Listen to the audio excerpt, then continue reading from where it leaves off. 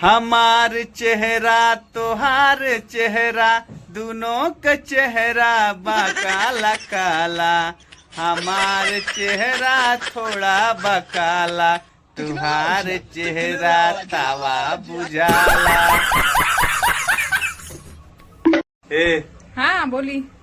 एगो सवाल पूछी ओकर जवाब काल में मत दियो। पूछी। हमार पैसवा कहिया दे भाग बहन।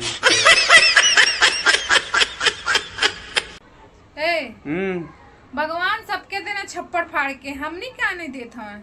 हाँ लिंटर ढलवा ला ले अंबुजा सीमेंट से। अब भगवान का छप्पड़ के लिए ढलवा। ए ऊपर वाले ऐसी जगह नौकरी लगा दे जहाँ काम दाम कुछ ना हो सीधा।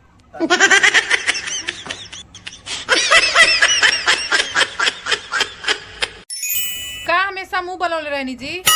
खुश रहल करी, खुश रहले खून बढ़ेला। हाँ अपनिया फायदा खाली सोचल कर। का हम अपन फायदा सोचत हनी।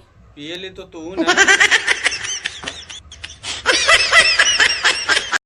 कहो मेहरारू अपन हार स्वीकार कब करेली।